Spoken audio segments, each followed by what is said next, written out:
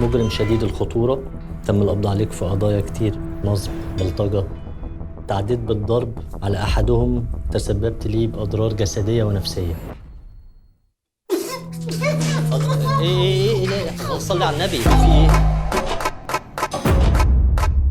انا عايز اخرج، انا عايز اسهر وانبسط. ايه اللي حصل لكل ده؟ البيئة قال لهم مراته ممكن تكون اتجوزت. هو انت مش طلقتها؟ لا انا ما قلتش طلقتها، انا قلت انها خلعتني. ايه؟ خلعتني يا عم، خلعتني. انت تصدق ان دي تخوني وتتجوز عليا؟ انت متأكد ان دي تبقى طليقتك؟ نورت بيت اخوك يا طه. معايا العجوز تحت، خليعك يا ست سوسته. انا متجوزه دكتور محترم انت اخصائي. هتقولي التخصص كمان؟ ده ما مش جاي من النقابه هو. حق عليا ان انا عايزك تعطر في العيل الهيتية اللي خزواك واتجوز مراتك. هي هبت منك ولا ايه يا عرب؟ قميص نوم احمر يا دكتور. شايف؟ فوقهم. تعالى يا حملة. هتريحهم يعني ايه؟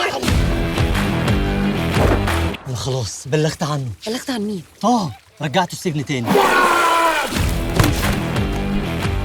مش نولع بقى؟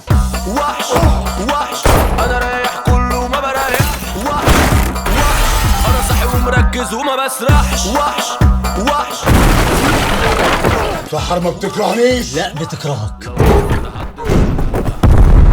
انا فجرت المكان يا طه. ليه يا طه؟ ده انا دكتور محترم. يا عم روح بقى. انت بجد بتهرب مراتك وابنك من الشباك في نص الليل؟ شاهد على روحك. شاهد على روحك. اقول لك بقى التقيله عشان خيالك يظبط. قول. كانت بترقص بالشمعدان. بالشمعدان. وبنت العفاريت تعمل حركه كده اهو، هوبا وتقوم بطل انت كده زي السوسته. خلاص يا طه كفايه الموضوع ده.